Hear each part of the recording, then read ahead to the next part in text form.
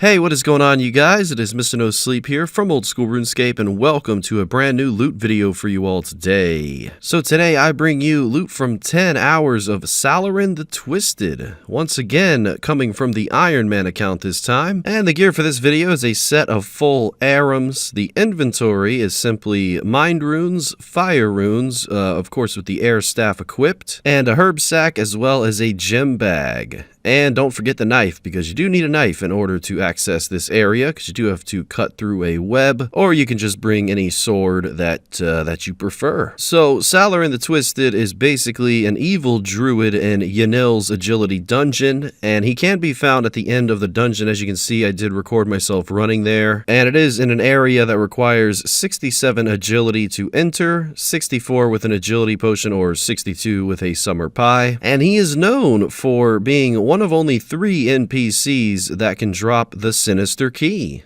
Alongside him, you have the Magpie Impling and the Chaos Fanatic. And essentially, this Sinister Key contains 9 different herbs, 2 Harlanders, 3 Renars, 1 Irit, 1 Quarm, 1 Avento, and 1 Torstal. So in other words, it's really beneficial for Ironman accounts who need herbs and need potions in their bank, which is why I decided to kill him. Not only this, but I needed some magic XP, and I'm close to 99 magic. And a cool thing about Salarin is that he can only be harmed by magic. Of course, recoils do damage him too, but you can't really use melee or range here. You can only use strike spells. And the great thing about these spells is that they will always deal 9, 10, 11, or 12 damage as long as you don't splash. And this damage is not affected by items that would, normally increase it, like a smoke battle staff or an occult necklace or a tome of fire. And that's why I did not bring a tome of fire. And this can be considered a cheap way of training magic, because you are guaranteed 23.5 upwards of 35.5 magic experience for every successful cast. I also didn't really know how long the spawn time would be. I mean, I never look into these monsters before I kill them. I like to experience it, live for you guys, so I know what best route to take, mostly after the first hour. So I ended up hopping worlds after every kill, because the respawn time is 30 seconds, and that just seemed like a long time. So I pretty much hopped worlds every kill except for a little bit of AFK moments, and he would just respawn and instantly attack me. And I did see a problem with this, because although I did have auto retaliate on, a lot of the times when he attacked me, my character would just stand there. So I'm not sure what was going on there, but that's why I just liked hopping worlds and attacking him myself. It seemed to be much easier, and if you stay here long enough, he does lose that aggro factor with him. So at the end of the day, I figured hopping was just the best option. And because of hopping worlds every kill, I did net about 94 kills in my first hour.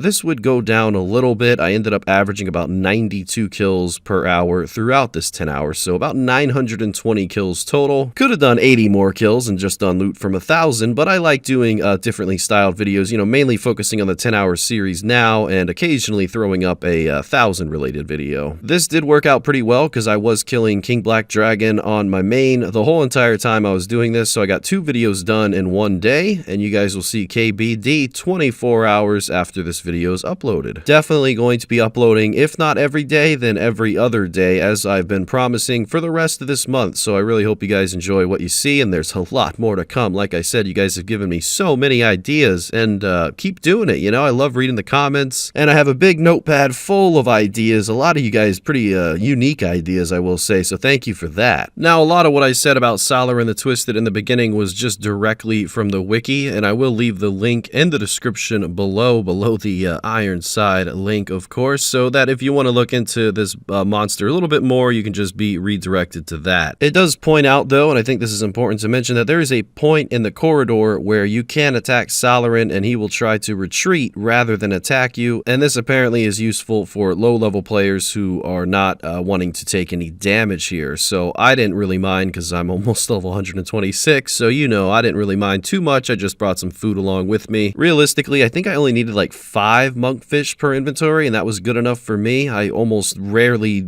ever got below 80 HP, so it wasn't too big of a deal. Some inventories I just brought more because why not? You know, I got a lot of fish on this account that I'll probably never use, so I have plenty to spare. Alongside the Sinister keys, which you're seeing a lot of those kind of stack up over time, they are individual, of course, so they're not going to just be in one item slot. They are separate. You know, you can get different drops here. Not too many, but you can get a black dagger. That's 1 in 128. That's pretty much the only weapon drop. 4 different types of runes, this being water, law, nature, and fire. Not too many as it goes for the quantity, but that's okay. As it goes for herbs, we have all the way from Guam to Renar upwards to Dwarfweed. These are about anywhere from 1 in 20 to 1 in 140. So that's why I thought bringing a herb sack was necessary. Same with the gem drops. Gem bag is really useful because most monsters have this chance of receiving random gems from them, as well as like loop and tooth keys. So that's always nice to bring. Surprisingly, I didn't really hit any rare drop table. I think the rarest drop I got throughout this video was an uncut ruby. Yeah, that's 1 in 1 in 1040 since I was wearing a Ring of Wealth. One thing that I'm looking at now is the Elite Clue Scroll that you can actually get, which is 1 in 500.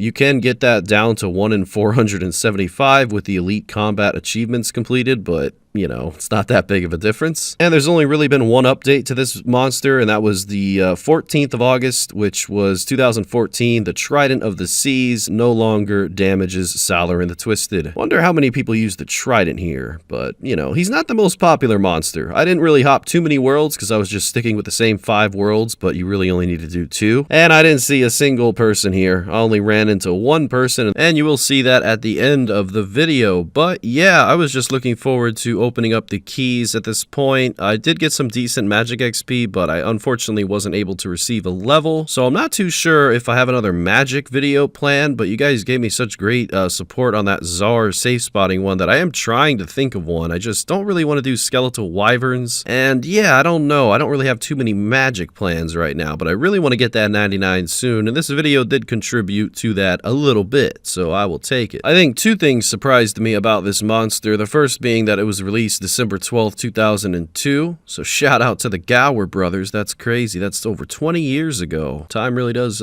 fly. And also that you do need agility to reach this area. I made sure to reread that on the wiki like 3 times because it just seemed kind of weird that you needed a 67 agility or 62 with boost to reach this area. But I guess it's certainly worth doing. I mean, a lot of low-level Ironmen do get agility up first because of graceful. So I guess it's not, you know, too bad. At least it's not like, you know, super high level required. But hey, with all that being said, ladies and gentlemen, we are done with this 10-hour video. I don't know how to feel about this one. I think I enjoyed it. You know, it's just kind of the same thing. Hopping worlds was a little repetitive, but you know, sometimes you have to do that for certain monsters. Either way, let's go ahead and do the price check. So this is going to be directly from Salarin himself, and then we'll go ahead and open up these 84 Sinister keys and see what we get from that. So the very first and, well, the only price check does come out to be 2.7 million GP, 27 Renars, 20 super defense potions that I did sip and combine while I was doing this, 2 black daggers, and a little bit of runes. So, you know, those herbs will certainly come in handy. And now it is time to open up all of these keys, these chests, whatever you want to call it. And, you know, you're going to be poisoned if you open up this chest, so just be a little bit careful of that. And yeah, I saw someone killing some skeletons in this area. Never seen that before. I imagine this guy was going for a champion scroll, but who knows these days. So yeah, but as you can see, we're just getting the same amount of herbs and the same type of herbs every single open, and they really just slowly stacked up. I mean, this was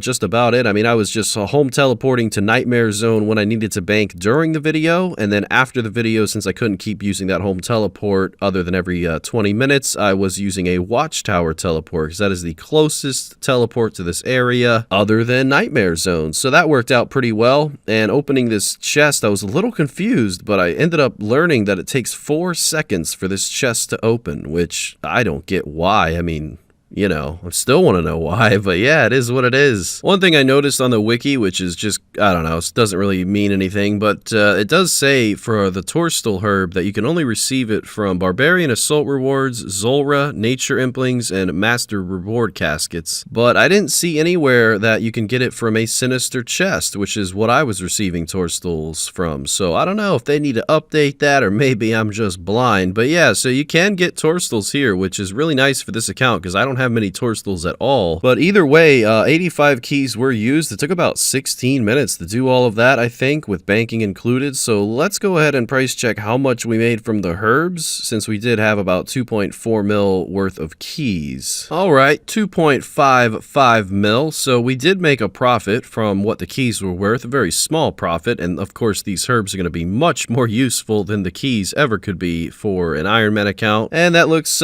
pretty nice in the bank. That's 280 more prayer potions and the opportunity to get super combats in the future whenever I reach that herb lore level. So it looks like everything worked out pretty well. Well, thank you guys very much for watching tonight's video, or today, whatever time you are watching this, and I will see you guys in 24 hours with what you're seeing on screen now, loot from 10 hours of the King Black Dragon. As always, guys, thank you for everything, and until next time, Mr. No Sleep, out.